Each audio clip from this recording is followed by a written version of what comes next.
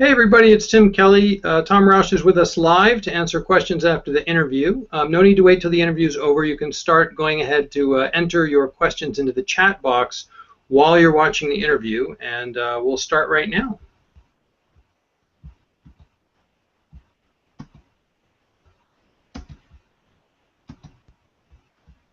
Well, welcome everybody to another in our continuing interview series on the new paradigm of business.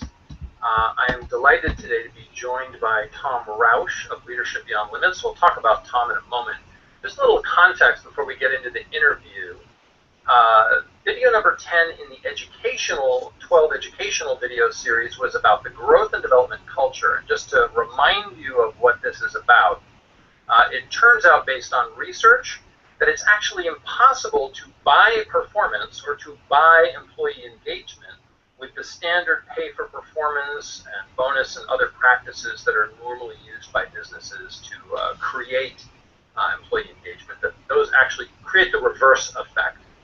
And during the educational video series, we went over several powerful new paradigm cultures that you could employ as a business leader to get really powerful employee engagement and drive results and profits. And one of those was the growth and development culture, which we covered in video number 10. And so this is the system in which we really focus on the growth and well-being of our employees as a key business strategy and design our culture around that. And this point of view is popularized by business thought leaders like Howard Behar, the former president of Starbucks, and Liz Weissman, the author of Multipliers, How the Best Leaders Make Everyone Smarter, both of whom are being interviewed as part of this video interview series.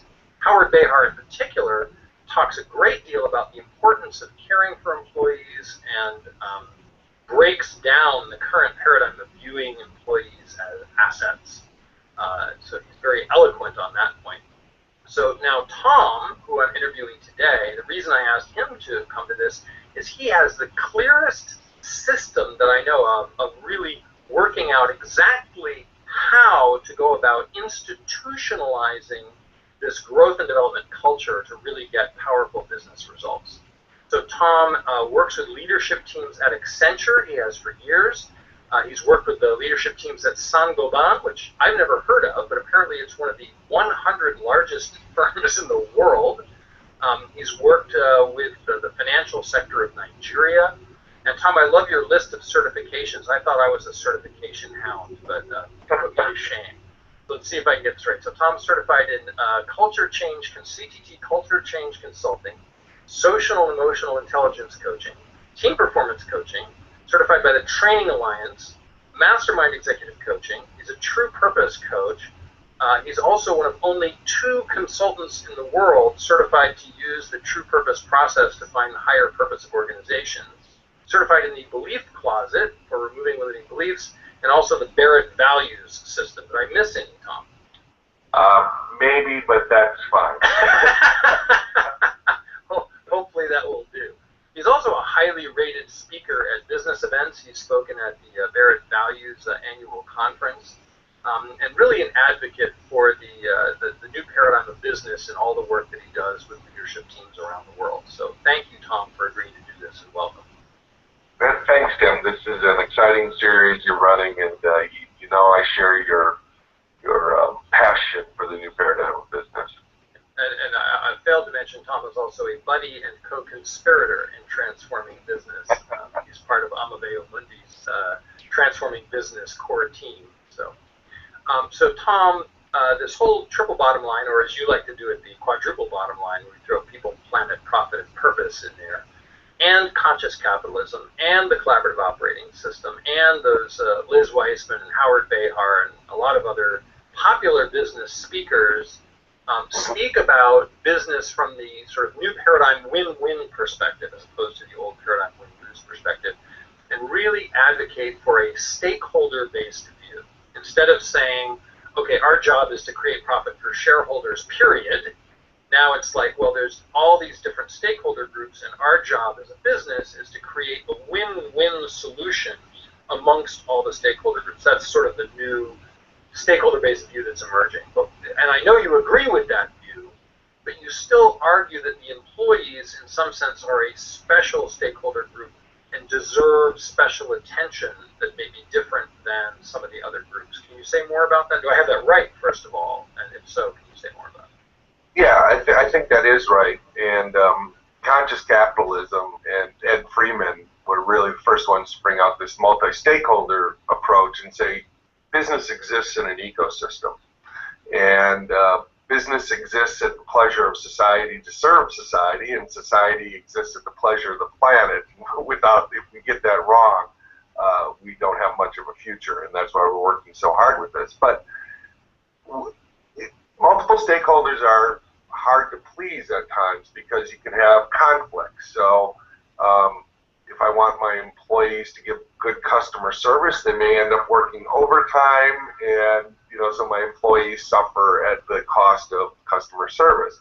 So getting that delicate balance and figuring out how do I create the best outcome for all of the stakeholders is what's that all about. And what I've seen, and I'm a student of this just like you are, is looking at what companies seem to get it right, get it best, is those companies seem to put their employees first. And the logic there is that if I take care of my employees first, make them happy, they're going to then do a better job of serving the customer. And then if they do a great job of serving the customer's going to buy more, create more profit, and then the shareholders are happy. And that really seems to be the truth of the way things work. Yeah, there are some very interesting problems that arise when you make profit the number one goal, or the shareholders the number one stakeholder, that result in strange, like eating your seed corn behaviors that make sense in this weird, distorted economics bubble, but not in reality.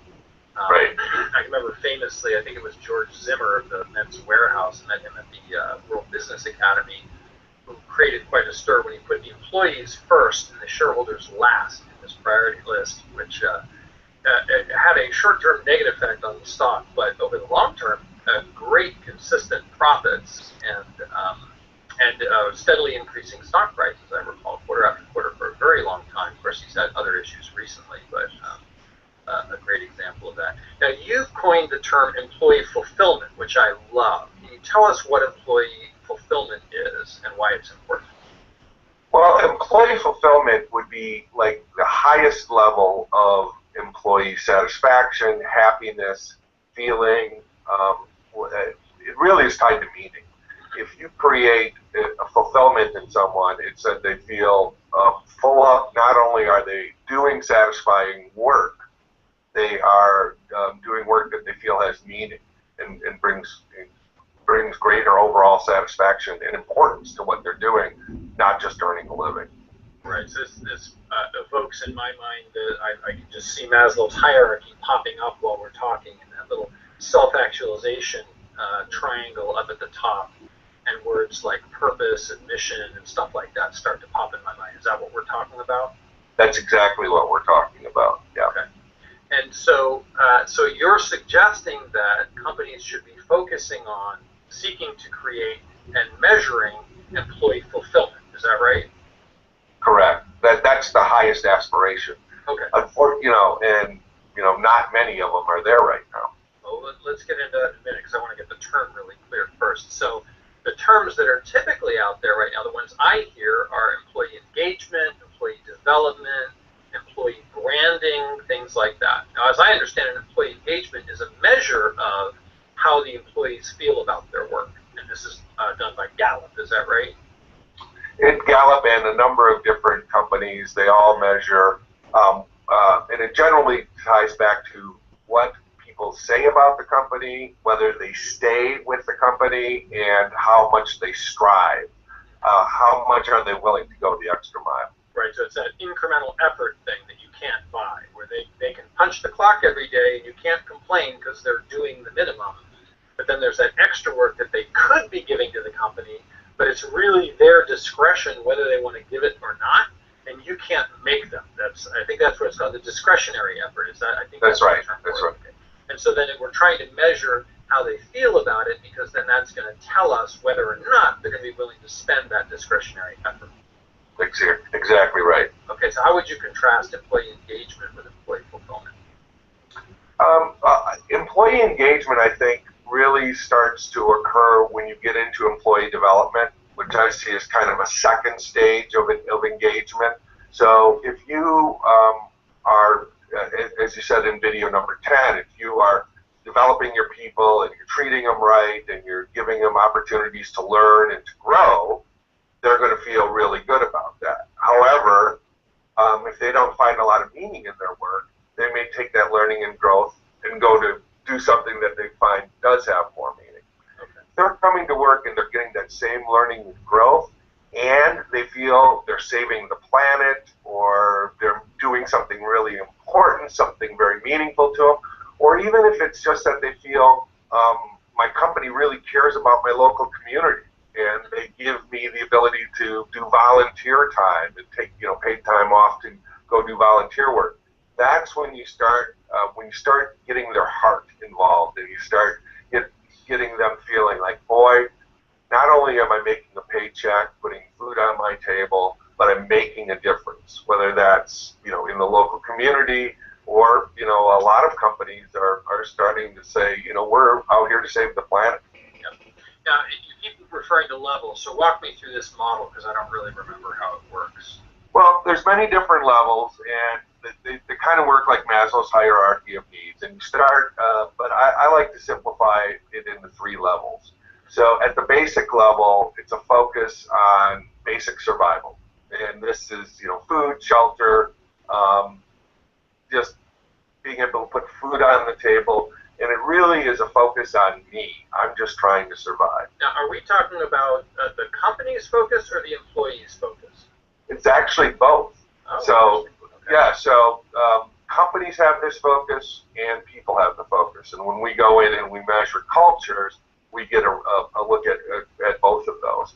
And companies that operate at that level, their view of the development and growth thing would be, I'm only going to give you job-related training, right?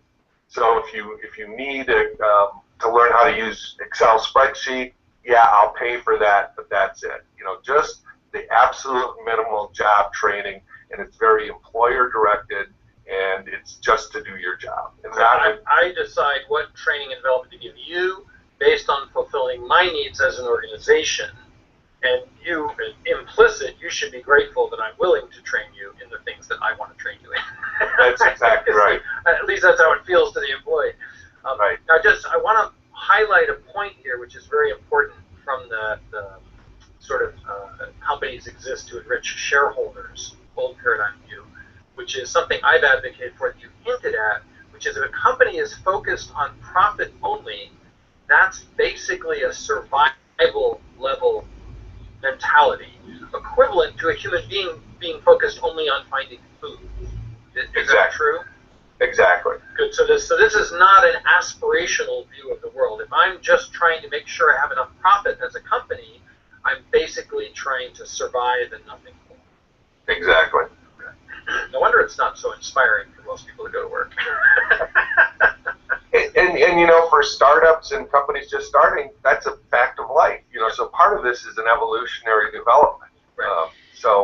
I can't pay for your college degree if I'm a startup, probably. So part of it is the natural maturity of the organization. Sort of like a baby's looking for its next shot of milk, and that's about as far ahead as it can think. So exactly. And let's not downplay these too much, because this is good. I mean, it's good to have profit. It's good to have these basic levels of needs met. But a lot of companies never mature beyond that. Right. I think that's the key, is that in the same way as a human being, I want to get to a point where I'm not obsessed about food all the time. I know where my next meal is coming from, and I can think about and engage in more interesting activities. Not because food isn't important. Food will always be important. But I want to make sure I have a reliable supply of food so I don't spend my whole life looking for food. Exactly. So as you mature and you're ready to take that next step, and this is actually where most of the organizations in the world that we measure are at. They're at the top of this foundational level, and they're struggling to get over this hurdle from a focus on me, my survival and me doing well, to a focus on we, where we come together as a team and we start to think about how we can best operate as a team together in the world. And that's where you start to get into what most people think of as a growth and development culture, where you start saying, okay, well, maybe I'll do some leadership training for these people, or maybe I'll do some advanced customer service skills. Or a good example would be, I start planning for your career development. So I'm not only training you for the job you have now, but I'm saying, oh, Tim's a high potential. Let's train him. You know, I can see him being VP someday. So we start career maybe path. I have aspirations. Maybe I saw this at Oracle. Maybe I'm a software developer and I have aspirations of getting into marketing. And so the company says, okay, sure, you know, you'd be a valuable asset as a marketing person. It wasn't what we had in mind, but sure, we'll give you some marketing training and support that goal. Exactly. Yeah. And so they start to see, you know, the employee as part of a team. They start to see him as a human capital asset, and, you know, to be developed. Which is good. I mean, it's good, but it's somewhat limited, right? Yeah. I've seen Howard speak on his idea of people are not assets, they're not resources. People are sources. I entirely agree with that. But the idea of I'm going to develop you and I'm going to help you go into the areas you want to go into, that's where typically you see the highest performing companies. I'm sure you saw that at Oracle. I see it at Accenture. I see it at Saint-Gobain. So most global companies, most modern companies, most healthy companies at least have career pathing in mind. And that's why you can get fairly decent engagement scores, because they feel, hey, I'm learning here. But at the same time, if they don't see a direct path about how that can help with your career, they say, no, we won't pay for that. You know, so you see that too. So you want to go learn to be a coach? Well, we don't have coaches in this company. We don't have coaches working here, so we're not going to put the bill for that. Good luck with that. Right. So there's still an idea that there's employee input. You know, you saying, hey, I want to learn marketing. But there's kind of a negotiation and agreement, and the company has veto power. And that's good, and it's much better than not training people at all or just training them for the basic skills. But that next level up is where you get the real engagement and the real sense of fulfillment, and that's when you start to let the employee direct what they're doing. The company starts doing unusual things, like how many companies do you know that offer sabbatical? A handful, right? Yeah. But those, I think Oracle did actually. Had to be there a while, but they did have sabbaticals. yeah, and you know, most people aren't going to say, "Oh, take a sabbatical after you've worked here 3 months." But you know, you've been here 5 years, 7 years. You're going to get a 9-month, year-long sabbatical to go do something. That kind of thing is where you're going to employee fulfillment, or where you're paying for somebody to get their MBA, or you know, any one of those where the employee gets to be self-directed. But even more than that, it's not just education, right? That's a big part of it, of development. But how do you develop that whole person? And that can be done through volunteer efforts and having a good volunteer program that goes out into the community. I love just companies that have a higher purpose, and you know, companies that really say something like, one of my favorite is, do you know Ray Anderson, the story of Ray Anderson and Interface? Yeah. Where he was trying to fulfill that RFP, and he needed to tell a story for his carpet company about their, you know, their carbon footprint and their environmental impact. Right. He didn't have a clue. and then he read a book about it, and he realized that his carpet company was helping destroy the earth, and you know, he was destroying the earth for his grandchildren, and he had a total change, and their higher purpose became, we're here to save the planet.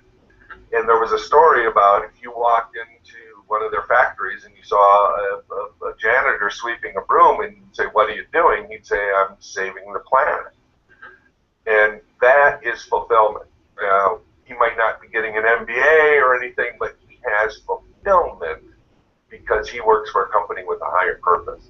So this ties back to one of the other cultures that we talked about in a different video, I think it was 8 or 9, which is the idea that if the way the company does business is making the world a better place, and the company has a clearly articulated higher purpose, then the employees can all, in a sense, attach themselves to that higher purpose and derive fulfillment from their role in fulfilling it, so long as they believe that the leadership in the company are actually serious about that.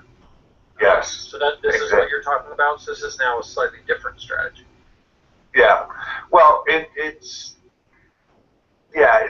both, because on the one hand, if you're developing the person along the lines of their, typically with development growth, we think education and skill sets and capabilities. Right. But I would also say that when you're tying somebody to a higher purpose and they're going that extra mile, they're developing maybe not skills, but attitudes and self-esteem and all of those things that come with it that make them feel, I am making a difference. And I think that at the heart is what fulfillment is about, employee fulfillment. Right. And so then that's the top level, the employee fulfillment level. So we've got 3 levels. We've got this lower level where we're giving people the basic skills they need in order to do their job, and sort of treating developing employees as an expense that we want to minimize along with other expenses. Yep. The second level, now we're seeing that that people's growth and development over the long term is of benefit to the organization. So as long as there's some kind of reasonable tie to their current or future performance, the organization starts, and it has the resources, of course, the organization starts to really view them as a long-term project rather than just an asset that they're going to tweak to make better right now. And then Yep. this highest level, the company is really devoting itself not only to their training, but also to their sense of making a difference in the world, their sense of having a higher purpose, their sense of having an impact. And through that, now, what are the results of doing that? So when an organization is operating at that level, what do you see in terms of profit, engagement numbers, anything you can measure? What do you see? Well, engagement goes up. I mean, I think the first thing to look at is profit, and this ties back to what we were talking about with stakeholders. And if you look at the statistics from books like Firms of Endearment and Conscious Capitalism, where they measure this kind of thing, companies that operate at these higher levels, at least at the level of engagement or ideally at the level of fulfillment, have much better return on investment. I think it's something like 28 times the Firms of Endearment that had heart and soul and had a reason for working outperform dramatically.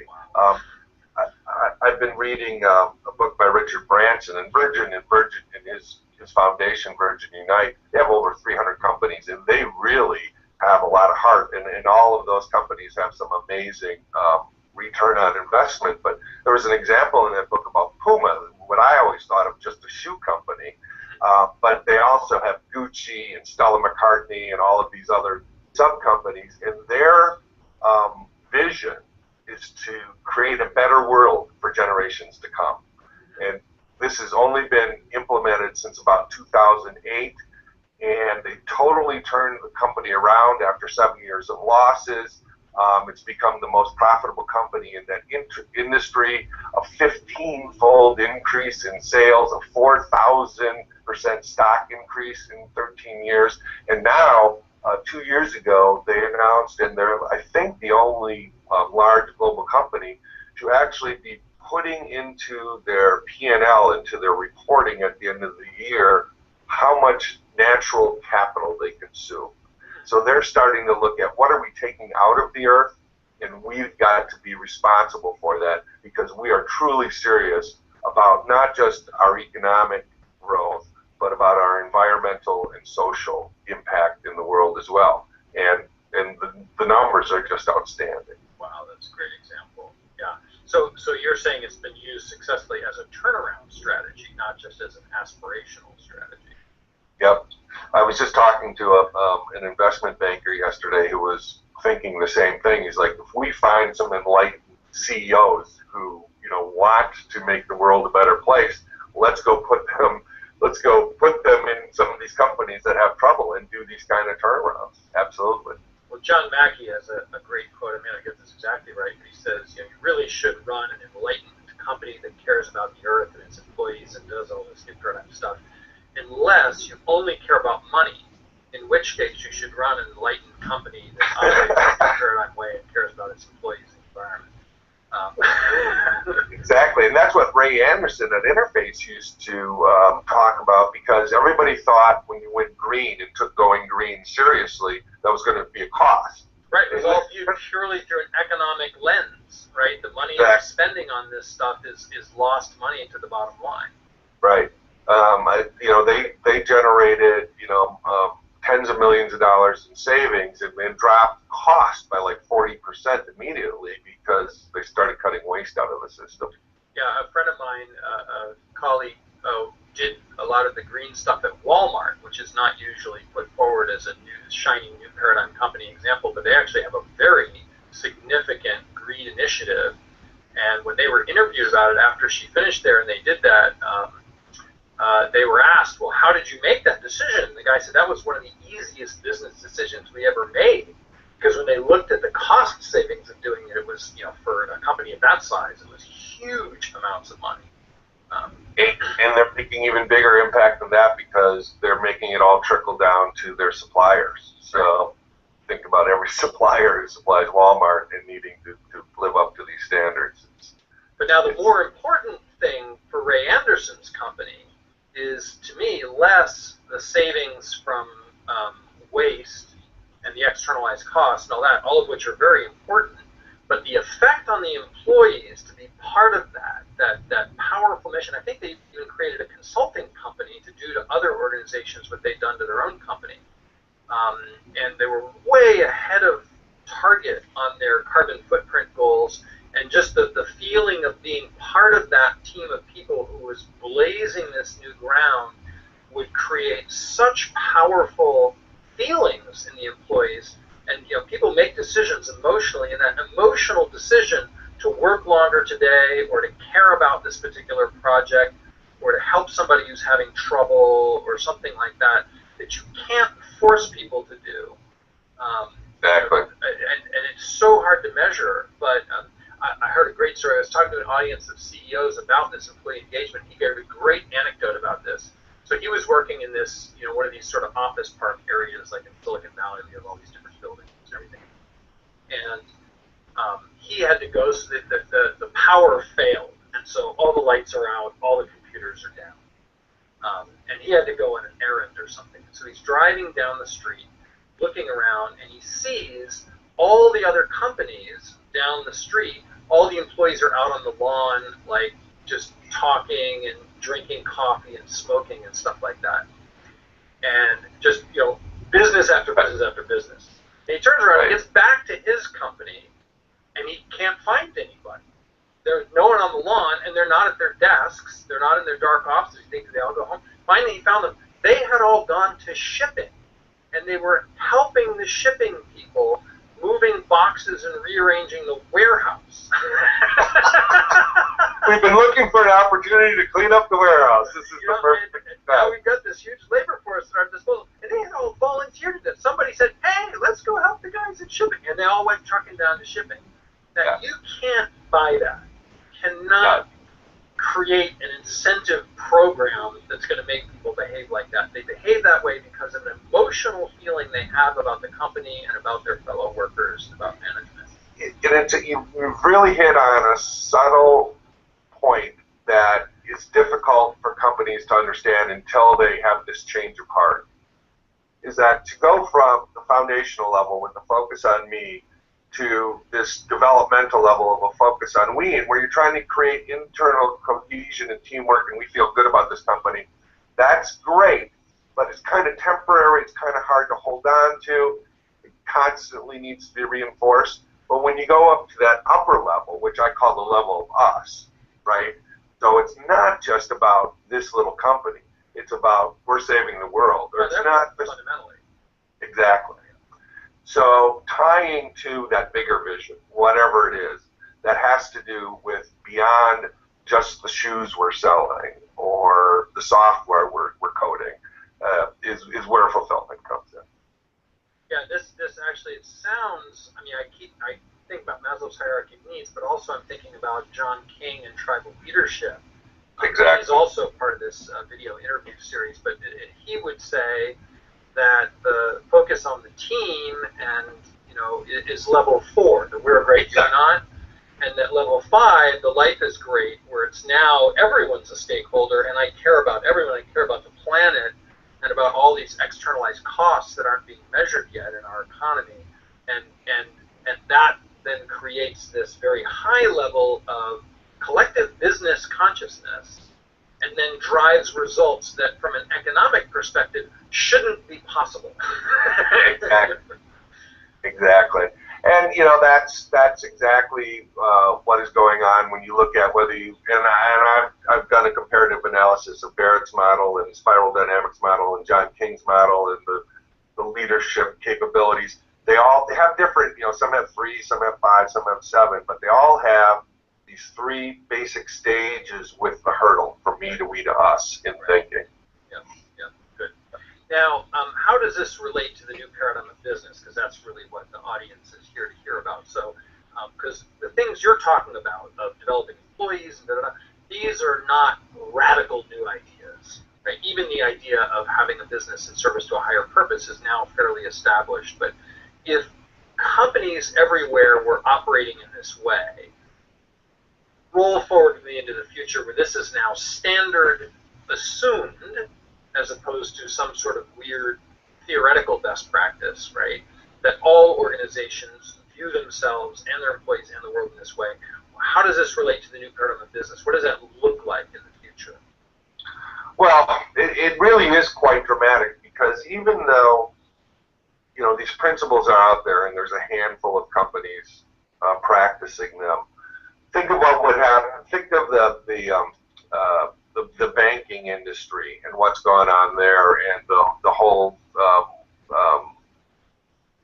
99% versus 1%. If the banking industry viewed society as a stakeholder, they wouldn't have those guys camped outside their buildings. They would be inviting them in and sitting on their boardrooms. And I think that's what you're going to see is the company of the future is going to embrace its opponents. It's going to embrace the people who regulate it, and it's going to say, yes, we need these regulations, and it's going to be a much different world than what we see now. If you think about people, if every company had a higher purpose, and I think the percentage has got to be less than 5%. I've looked at a lot of different studies. Maybe it's 1%. But if everybody had that kind of attitude, when we know that worldwide engagement score, something like 40% of people are actively disengaged. Something like 20. Those are the saboteurs. Actively disengaged is a dangerous number. Exactly. Those are the ones who are enrolling other people in hating the company. Exactly. So I think it would be a very, very different world where everybody gets up excited to go to work.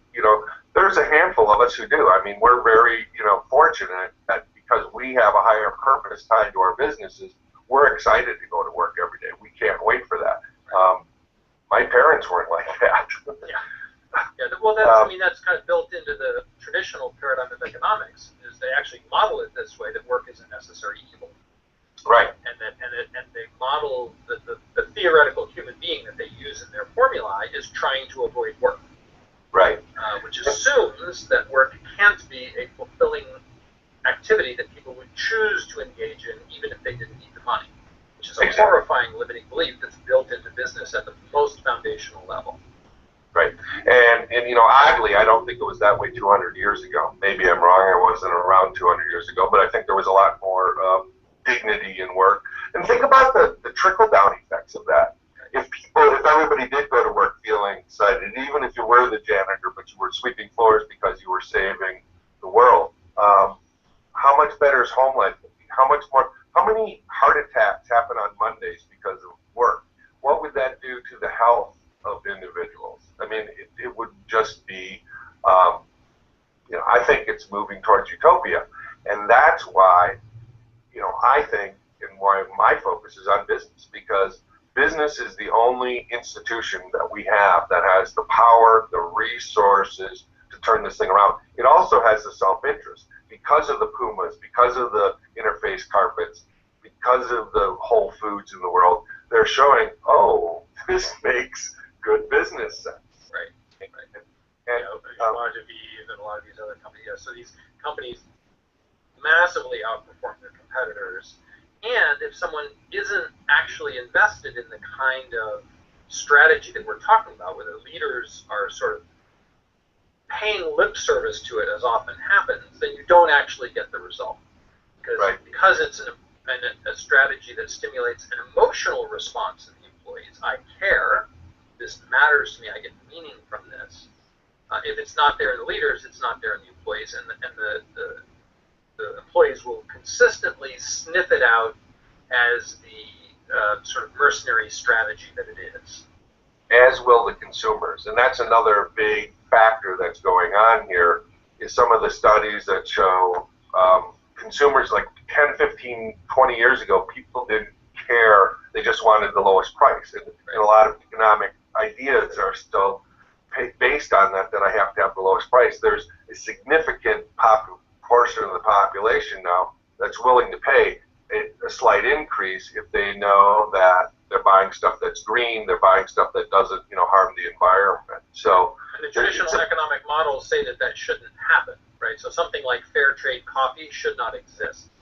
But that's a huge and growing part of the cost. That's an excellent example. Yeah, good. Cool. Now, you said before, you kind of implied that there was some evidence of what percentage of companies are at each of these three layers. Right. So, can you talk about that a little bit? Yeah, so I looked at like 5 different John King's and Richard Barrett's and other people's models and looked at the numbers they had. And somewhere around 70 to 75% of organizations and leaders with their mindsets are still in the foundational level. The focus on, and this looks like being the best, individual heroic performance, and really focus on that bottom line. Which is, in effect, as we said earlier, a survival strategy for the individual and for the organization. So they're really basically in survival, just trying to find their next meal. Right. Now, what I find in the companies I'm working with, which are mostly global, is they're straddling into that next level. So they haven't changed all of their reward policies and some of the other things they need to do to fully lift themselves up into that next level, but they all want that teamwork. They all want that innovation, collaboration. Right. I mean, those are creativity. Those are the buzzwords right now. So I see that they're all at the top end of this and stepping into that next, let's really be internal team cohesion. And frankly, because this is a growth and maturity model, you kind of have to go through that. It's hard to jump, straight to the top. Right. There are examples of where that happens. When you found a company like Tom's Shoe or Warby Parker or Art Glasses, if you have a social entrepreneur at the top, you can start. So they found it with that in mind, and if they're sufficiently funded and can afford to, then they can do that on day one. Right. Yeah. But for most of us, most of the companies out there, the vast majority, 70, 75, 80% somewhere, they're moving up that ladder into that middle. There's probably 10 or 15% operating at this, hey, we've got the teamwork thing down, our employees are engaged, we have good career management, all of that. And then less than 5%, really operating at that top. Now, I see it moving quickly. I see amazing things happen, so I'm not despaired by those numbers. And frankly, I know when I walk into a company or a new client or a prospect calls me up, I'm pretty sure that I've got to help take them over that first hump and then up to the second level. Right. Now, so we're moving quickly here, but one of the things that a lot of the speakers about this don't get, that I know you can, Tom, is to speak very specifically about, as a business leader, what are the specific practices and activities that I need to do. And so for most of these people, we're talking about shifting from level 1 to level 2. Right? So we're looking at, okay, here we are, we're sort of, we're doing pay for performance, even though we know from reading articles and watching videos that that's probably a bad idea. We're not quite sure what to do instead. Right. Our organization doesn't really have a higher purpose. We may have some big green thing that we talk about, but it's not really part of the fabric of who we are. But we've been reading the literature, we've been watching these video interviews, going to conscious capitalism and these other sort of things. We really want to get to level 2, and I think that's true. There's a cynical view that a lot of people have about business that I don't share. I think a lot of these companies really wish they knew how to get to the next level, and they want to upgrade it, but they know they have to do it in a way that makes sense financially, so they don't screw themselves in the process of doing it, right? So here I am, I'm a business leader, I know how to do it at the level 1 way, I don't really know how to do it successfully at the level 2 way, but I'd really like to. Yep. What do I do, Tom? I hire you as a consultant, what do you coach me to do? Yeah. To make that first jump to teamwork and innovation and everybody, I do 2 things. One, I'm always working with the CEO and their senior team because you got to start at that top level. And I teach them how to become coaches because that totally shifts what they've always been. They've always been the person with the answer, usually the guy with the answer, the smartest guy in the room, telling somebody what to do. And when I teach them the simple concept of listen and ask questions, and your job is not to solve your employee's problem. You get problems all the time. Your job is to solve their thinking and help them open up and develop their own thinking. If I train them to solve, if I solve every time they come to me a problem, I give them a solution. I'm now training them to bring all their problems to me and not to think for themselves. Exactly. Just from a behavior modification point, they're getting a food pellet every time they come to me with a problem. Exactly. Yeah, and you're creating this vicious cycle. When you say to somebody instead, well, Tim, I've faced something like that before. I'll help you with that problem, but would you mind if I coach you first? Because you're closer to the problem. I think you probably have the best answer. And then we go through a simple questioning and listening process, and it's not that hard to teach. I typically teach it in about 14 weeks to them. It totally changes their life.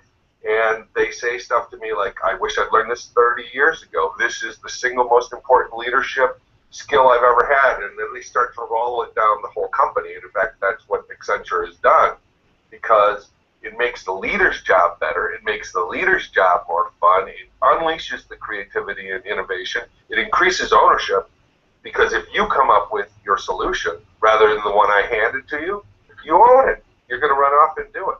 And so, a client of mine recently said he went to a leader as coach training at General Electric. So I know that there are a number of companies, big ones, important ones, who really see the value of this. And I can see how it would be foundational that if I, as a leader, am focused on how to coach my employees, as Liz Weissman would say, I'm making everyone who works for me smarter. Yep. That's why this company I just started working with recently, Sangobani, said, I know that's what I have to do. I've been doing it. But just as these companies, 70, 80% of them are stuck in this lower level, most of them have never learned to coach. Right. They just don't know it as a skill point. And think about that mindset. I'm either here to solve your problem or I'm here to help you develop. And that's exactly what we're talking about, that developmental. So that by teaching the leaders to coach as their primary skill set, leadership approach, you totally shift the way the culture works and create that full idea of, boy, people, they do really grow me here. They value me. They value my opinion and my input. I also teach them how to interact better among themselves and to listen and meet as a team better to get their innovation going. But that's the basic couple of skills I teach to help people take them over that hump. To get them we're going to wrap up in a moment, but give me one practice that I, as a CEO, walking away from this interview, that I can now in 5 minutes, my lunch break is going to be over and I'm going to be back to work after watching this video. What's one thing I can practice today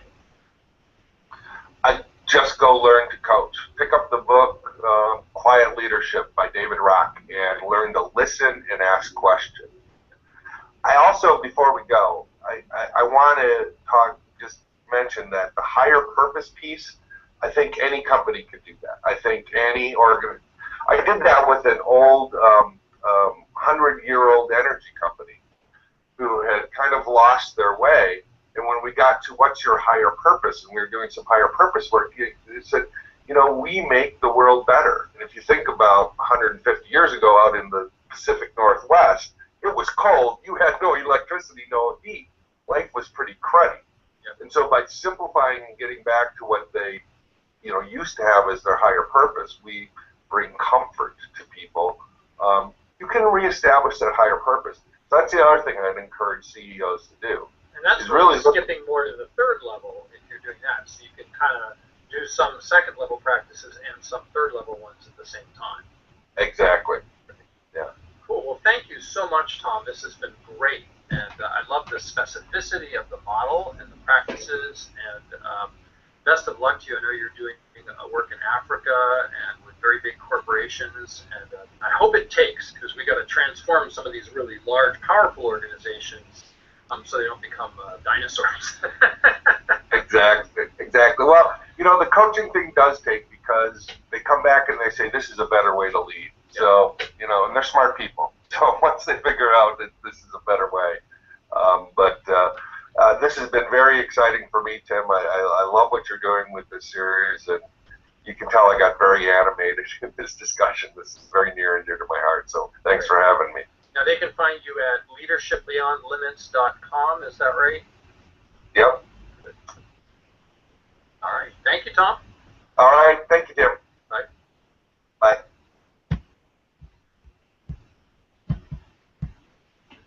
All right. Well, that went well. Let me unmute Tom here. There we go. Okay, Tom, you can unmute yourself now. Seeing that again, I think we did a good job. We do have a few questions queued up here, but before we do that, you still haven't unmuted yourself, Tom. Before we do that, is there anything you want to say after seeing that again? Yeah, it was a really fun interview. How long ago did we do that? Like 5 months ago? I can't remember. That sounds about right. Too long. Some stuff has happened since then. Yeah, I was just thinking, I agree with everything that we had talked about, and I maybe have a few more ideas too. So excited to share if any questions come up. A little bit more ideas on taking people to that next level and what that next new paradigm business looks like. Cool. Excellent. And that's actually the first question we have from Audrey Seymour is what % of companies currently do you estimate are operating with new paradigm practices? You did talk about that some during the interview, but thinking back, I can't remember the number, so it's probably worth restating. That's an excellent question, and that's thank you, Audrey. And that's one of the new variances that I've come to believe is that if you look at the companies like we talked about Interface Carpets, who has a higher purpose, are values driven, the conscious capitalist model type people, the Barry Waymillers of the world who are into truly human leadership, those are what Spiral Dynamics would call a green, family-oriented, develop our people, live by our values, live in the higher purpose. And that is certainly one of the hallmarks, I think, of what's coming next and what the leading companies are. Based on that, maybe 5% of companies. What do you think, Tim? I think that's generous, and I'd have to include, though, at least by my definition of new paradigm, honoring that no one owns the definition of new paradigm, and we're all trying to figure it out together, that there are organizations using things like the collaborative operating system or holacracy, where rather than going with the higher purpose strategy, they're using a collaborative strategy and moving to a higher level using a different technique. Because as I tell my clients, you shouldn't try to implement all this stuff at once. You have to pick one strategy. And also there are ones doing like open book accounting or things like that, which it's hard to say, is that really new paradigm or not? I'm not sure. Well, and that was the new kind of realization that I've come to, is there is 1% or less of companies who are implementing holacracy and collaborative operating system and breaking down all hierarchy. And another important thing to do with purpose, as you know, there's two types of purpose. There's the purpose that your ego comes up with, and then there's the purpose that you get through access to inner wisdom and a higher purpose. And companies that are breaking down hierarchy and going back to teams, and there's an interesting shift going on. It's not that hierarchies disappear, it's that what they're calling natural hierarchies start to reappear within small groups. So people still specialize and people still are expert at things, but they tend to be working in smaller teams and to be self-organizing, extremely high trust organizations, and those organizations, and they're in all areas, but it's certainly less than 1%. So there are nonprofits running that way, there are for-profits, there's people in manufacturing and healthcare running that way, but that is what I would call a teal organization, which is really looking at systems as living systems, at looking at business as a living system. And I think that's actually slightly higher than the green, purpose-driven, values-driven ones, which are great and which are certainly operating at that higher level. But there does seem to be a new emergence, just like there's a new emergence of consciousness of leaders, that is going to this very special place that is breaking down hierarchy, going towards radical trust, and bringing in intuition and left brain thinking as well as ego and right brain thinking. And those are two of the hallmarks of what I would say this new, and that's less than 1%, maybe 0.5%. Great. Maybe cool. a tenth of 1%. These colors, I take it that you're talking in spiral dynamics terms, looking at green at the highest level of tier 1, and then getting into, I guess it's aquamarine or something at the lowest level of tier 2. I can't remember the exact color, but yellow's the next one on the lowest level. Yellow, coral, and teal, those are kind of being lumped into what is considered a tier 2. So the first one to appear that's actually not against in reaction to the other one. So what we're looking at in all of this stuff is green thinkers and these higher level yellow and teal thinkers operating typically within orange organizations that are still stuck at that we're being the best in hierarchy and all that kind of stuff. That brings back memories of a few consulting gigs. Exactly. Another question we have here is, how do you assess when a company is ready for new paradigm practices? Any signals that tell you that they're ready or not ready? It's a great question. Well, they call you. They wouldn't be calling you if, at least on our websites, they wouldn't be calling us if they read what we have to say about it. I think there's two absolute necessities that you and I or anybody else doing this work would be spinning their wheels if they're not there, and that is the CEO has to be ready to embrace this stuff. So the CEO has to be ready to embrace these higher levels of consciousness and higher approach to business, and the board. The board does too, because the board will quash the CEO if they don't. That willingness to do that is enough. Now, that's a very high bar. I think almost everyone, if you remember back to the foundational level, the focus on me, and the desire to get to we and internal cohesion, I think the vast majority of companies are at that level of readiness, that they're ready to go to we. They're ready to go to teamwork. Everybody's talking about innovation. So you can speak to them about that, and you can actually speak to them again about the lower level stuff. Hey, you want to make more money? The joke you made that John Mackey says, the only reason you should do this is if you want higher purpose and all this, unless you just want to make a lot of money, and then you ought to do higher purpose and do all this other stuff because you make a lot more money. So I think there's a readiness. It's just where your language meets them, and that the one thing that will kill a project is if the CEO or the board isn't ready. Yeah, and my experience is that these days they're all ready to talk about it. They're not all ready to do it. It used to be, I can remember 10, 15 years ago where there was sort of a dismissive, cynical response to these things. But God bless them, a lot of our cohorts out there who are, have been beating this drum for a long time more loudly than you and I have, and really creating a willingness and an openness to this, have done their job. And now when I sit down with people, they're almost always accepting of the concept and may not feel ready to take action on it. And they may have excellent reasons for not being ready to take action on it. There could be really good reasons why it would be a problem to do it right now. Yep. So I've learned to respect that. And I would also say that there can be a readiness in individuals and not in organizations. So if you are a coach and you're developing individual leaders, we can help create these higher levels of thinking in leaders who, may remain embedded in this organization that is still at a more foundational level of development, but they can make an impact, particularly if they're like a division head. Yeah, and that brings up another question, actually. I did want to say, just a thought occurred to me to say, if you're a coach working with individuals, you may or not be qualified to be a consultant working with teams and organizations, but that's another story. Another question here is, what is the key to enrolling those who are reluctant and need justification to get on board? And I think of this, there's two kinds of reluctant. One is, I don't really like the idea so much, in which case I usually don't spend a lot of time working with those folks.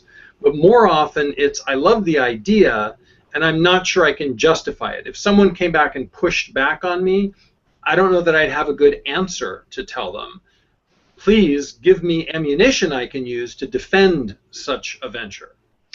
Yeah, I think that there are more and more books coming out that have documented the superior performance. The new edition, which I don't even think was out when we recorded the interview, of Firms of Endearment, shows just amazing financial results. So I always go back. These people everybody's always concerned about performance and making money, and it can be very well shown through books like Firms of Endearment. There's a new one out called, I believe, Reinventing Organizations, that showed a healthcare company in the Netherlands implemented this radical version of what we would call holacracy or collaborative operating system, where they just eliminated all hierarchy and made these tiny teams. Immediately within a year, they were 40% more effective than the hierarchical organization they replaced. Same thing with manufacturing. So the story, I would go towards the stories of companies that have done it, and their stories in big companies, small companies, nonprofits. Yep. And now another question we have is, how do you create the required urgency, right? So there's that adage that it's easier to sell aspirin than it is to sell vitamins. For many folks, this is going to sound like a vitamin. Well, wouldn't it be nice if we did this cool thing that's going to make things better around here? Yeah, we'll get around to that right after we're done putting out all these fires, and of course we're never done putting out the fires. So how do you create urgency for something like this? Excellent question. I think I know some consulting friends and companies who I've been associated with who specialize in the companies that are in real trouble, so they just have that urgency, and then they'll jump at something like this out of desperation. It's a little bit harder if they're not at desperation. And then I think finding their hot button, which could be, sometimes for me it's like, oh, we know coaching is a hot thing right now. You know very much, and I talked in that interview about how I believe that coaching elevates and changes this mindset. Well, there's people who are hot for coaching right now. There's people who are hot for innovation. So finding whatever that, when they're not in dire straits, when they're not in desperation, asking them what's the most important thing between you and where you want to be. And if it's something like innovation, or we want people to coach, or we're losing good people because we're not developing them, meet them where they're at, and then show them how that ties back to transformation.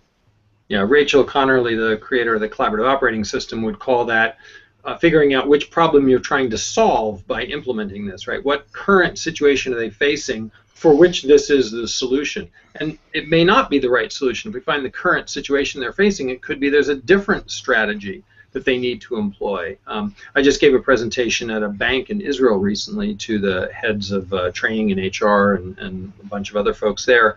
And you know what a big fan I am of organizational higher purpose.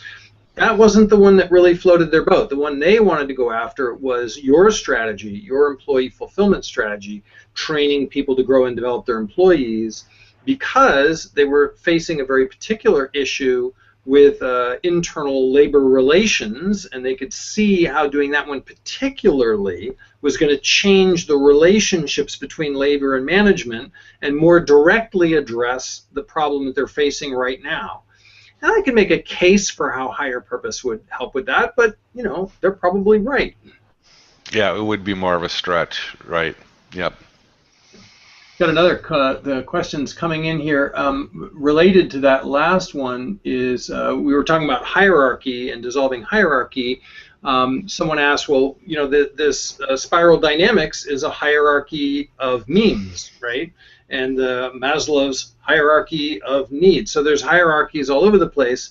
Are we really going to get rid of hierarchy when we start operating in the new paradigm? I don't think so. Well, what's interesting, and this is just some of the latest research, brand new stuff that's fresh out, is we go down to, I think a lot of things are going to be down to small teams and people operating in teams of 10, 12, 25 people that are self-organizing. Within those self-organizing teams, I think specialists will appear. Right, so you're going. If you and I formed a consultancy, I would probably be the coaching specialist, and you would be the purpose specialist. So that's in the same as hierarchy, because the hierarchy is a multi-level, authority-driven structure. But I'll go to this nursing organization that was this example. Is some nurse knows more about all the diseases than anybody else. She's going to naturally rise. It's called a natural hierarchy, and it's not that I have power over you. It's that it's true power that's recognized because you're better at something. So yeah, it's not the traditional hierarchy from. So it's more like I ignore your advice at my peril because everyone knows you're the best one at this. Exactly. Okay, exactly. Good. So that could still exist within a coaching frame. And you could have a hierarchy of coaching in an organization, but not use that hierarchy to use authority to overrule the opinions of others, for example, the hierarchical structure.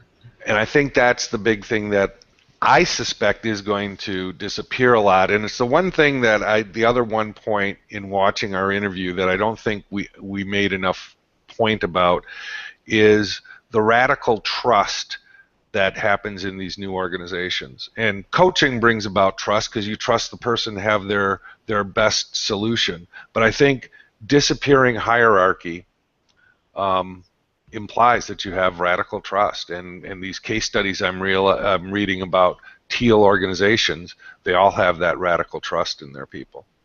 Yeah, and I would add also that 2 points that I just can't resist. One is that most organizations aren't actually using true hierarchy. Real hierarchy is generally done fairly well by the military and fairly poorly by just about everybody else. And most business leaders who I know don't really understand the rules of how to make a hierarchy work well.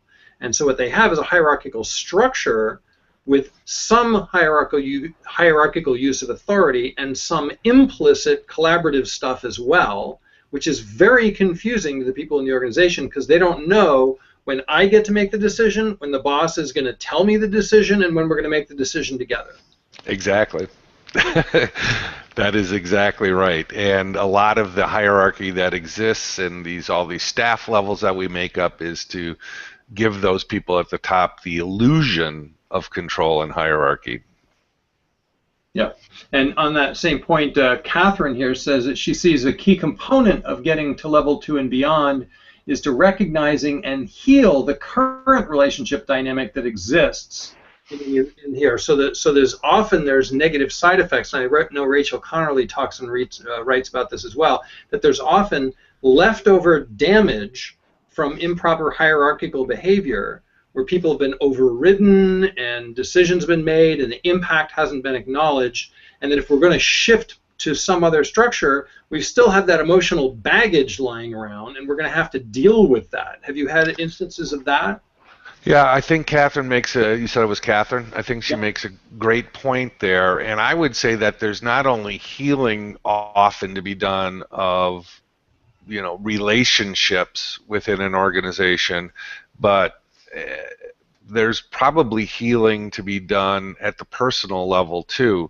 Managers who want to become leaders and want to lead in a non-hierarchical organization or want to lead in a collaborative organization need to work on their own fears. And I think fear is what keeps people in, often creates all that negative energy at those foundational levels of a focus on me, and it's both fear-based in I don't trust you because you've burned me before, and it's also fear-based in can I really trust you? I was reading a story about the CEO who abolished the hierarchy and the systems of measuring output, but he still went and looked at the output for about the first week to make sure that his hunch was right because he didn't trust knowing for sure that production wasn't going to fall off when he changed it. So I can empathize with that, actually. Exactly. So yeah, I think Catherine's exactly right. There's often healing that needs to be done based on fear, limiting beliefs, and just misalignment of trust. Yep. Now, obviously, if the CEO is too entrenched in that, then these methods aren't going to work. But David brings up probably what's a very common experience here, where the CEO has drunk the Kool-Aid. The CEO's on board. CEO says, "Great, let's do this to my company," and then his or her CTO or CFO or head of manufacturing or something like that, who's a retired military person and is like absolutely ingrained in command and control, and now you're trying to roll this out through the organization, and you hit this resistant area. What happens? I'm sure it's happened to you, Tom. What do you do? Well, that's why I briefly mentioned in the recording that I always want to work with the CEO and their senior team, because in a senior team and in these larger, global organizations, there's typically 8, 10, as many as 12 people on that senior team. You're going to have 10, 20% of those people who are actively resistant, not just worried or wondering whether this is going to work, but who are either based in a very paternalistic mindset. You see, this is somewhat due to, what country you're from. So that's why I teach them to become self-governing as a team and teach them how to team coach themselves and give them different ways to meet. Because I find that if you give them skills that make them realize, oh, this really is a better way, and I can be heard, and okay, I'm giving up a little power here, but I'm gaining something there, that getting them to work together as a team, the group pressure, the peer pressure to come do this new great thing usually overcomes those, and you may end up losing that one CFO. You may end up losing that one CTO. If the old dog can't learn new tricks, then it's eventually going to tube the effort if you don't. And I tell client organizations that when they're looking at implementing these new techniques, I say expect to lose 10% of your workforce if it goes well. Right? Yeah. If you lose none, then it probably didn't take. And if you lose a bunch, you probably botched the implementation. And I always try to get the companies I work with to invest in one-on-one coaching support, so that I find that I can help people over some of those concerns much better when they're having private conversations with an executive coach. So that's helpful too. Yeah, especially for the upper-ups, for sure. Yeah. One last question. We've run over by about 10 minutes here, but it's very active on the chat, and I want to honor the great questions that are coming in here, and thank people for taking the time. Henry asked a really good question. He says, do you see this also happening with government and regulatory agencies? Like, we're talking all about business, this whole thing's about the new paradigm of business, but business operates in a regulatory environment, and dysfunctional government can hamper business. I know there's actually been efforts to rewrite laws to make it legal to consider the interests of other stakeholder groups besides the shareholders alone. Even though, according to the World Business Academy, that was already the case, the whole Sarbanes-Oxley thing spooked a lot of people, and they thought they were going to get sued if they did this. So now a lot of states are making it, and countries are making it really explicit that you can operate in this stakeholder-based way, and that's okay. But let's talk about government itself. Do you see how this might apply or work in a government or agency setting? I really, really want to say yes, and I know that it's going to be a difficult thing in U.S. government. I believe there may be some cases over in Europe or other parts of the world where this kind of experimentation might work and might be taken on. But I can't think of a single entity I've dealt with in the U.S. where the CEO and board, which is based in hierarchy, wouldn't go there. I guess I would say that there's some things going on there. One of the best users of appreciative inquiry, which is a fairly high-level new paradigm type thing where you're involving a whole system in making a solution, came out of the Navy. You're a Navy guy. I mean, Yes, do you see some of this kind of thing potentially working in the Navy? There was an admiral, I can't remember which one, this was several years ago actually, who said very publicly that the biggest problem we have right now as the Navy is knowing when we're collaborating and when we're hierarchying, which I thought was very interesting. And it turns out that particularly special operations units are highly collaborative. There's huge interdependency there. And while they're actually on a mission, rank doesn't necessarily play as much of a role as you might think. The lowest ranking person on the team might say, "We're withdrawing," and everybody leaves and then ask him why later, and there was some stuff done in Iraq. This was very interesting. Oh, no, I'm sorry, it was in Afghanistan. This was a while back before they had the really big upsurge, and it was just special operations people there. I read this fascinating article. They had all these different special operations units operating independently, and it's not actually that efficient to have a central office telling you what to do all the time under those conditions, because they're not that clear. I mean, the conditions change very rapidly, and it's hard for the people back at headquarters to keep a clear enough, current enough picture to be able to give meaningful instructions in real time. So they did this very interesting thing instead, where they had each of these special operations units had a webmaster, and they had this obviously closed, highly secure web system where each unit had their own page that they kept up to date with their position, their current mission, what they were encountering, what they were seeing, all this kind of stuff. And so these guys, the webmasters, would periodically update their page and scan the other pages. And then you'd get decisions like saying, "Hey guys, there's a unit under fire 10 clicks away from here. And if we circle around here, we can come up behind the ridge that the guys are shooting at them from. It's only going to take us 45 minutes, then we can continue on our way." And there might be no way that the headquarters could be able to do all that stuff in real time. So they've actually used a lot of very collaborative stuff. Yeah, my guess would be if anybody's going to do it in the U.S., it's going to be the military, because they're playing really high stakes and they can't afford to cling to old practices for mere power's sake. So they actually teach a lot of really good leadership. People have terrible negative projections on the military that are absolutely based on nothing, because they actually really understand power and how to make authority work properly, which most business leaders do not. Just to give you another example, and this stuff comes out of Collaborative Operating System, is that I know that it's been used successfully at the Internal Revenue Service. I was actually involved with the company that was implementing it there, and also the City of Atlanta, particularly in their environmental efforts, used the Collaborative Operating System fairly widely for a while, very successfully, because they're dealing with, when you're trying to do an environmental effort in a municipality like that, you have business interests, environmental interests, regulatory interests, community interests, all this kind of stuff, and you can't really impose solutions hierarchically and have it work all that great. And so they use that very successfully. So My answer is yes. I think we have to get there, and I'm glad that Rich Toffel and some of these other people, the people doing transpartisan and stuff, are looking forward to healed, solved, functional new paradigm governments and not just saying that it's a lost cause. Yeah, absolutely. And your point about multiple stakeholders is an excellent example. They have to be multiple stakeholders. They know that. Great questions.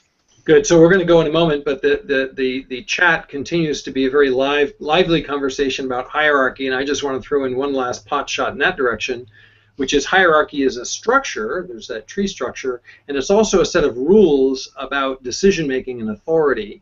And so you can play with the structure, or you can play with the rules, and you can set up alternative structures with alternative rules, which is what things like true collaboration, the collaborative operating system, and holacracy are, which is different structures with different rule sets. And my vision for the future is that business leaders would look at this menu of options and say, oh, and hierarchy is one of those, traditional hierarchy is one of those, and say, for our business and what we're trying to achieve and to fulfill our purpose and our values, blah, blah, blah, blah, blah, option 7 is the best one for us. And right. So it's not that hierarchy is in itself a problem. I don't think it is at all. I think it's being used in every situation. And so we're trying to drive screws with hammers and change light bulbs with hammers and measure wood with hammers because we're trying to use a hammer for everything. Right, and you're also going to find that ways to meet, let's do appreciative inquiry here, let's do collaborating operating system there, let's do thinking team here. So depending, even within an overall organization, depending upon what specific need is being met, you're going to select the right tool. And sometimes it will have pieces of hierarchy built into it.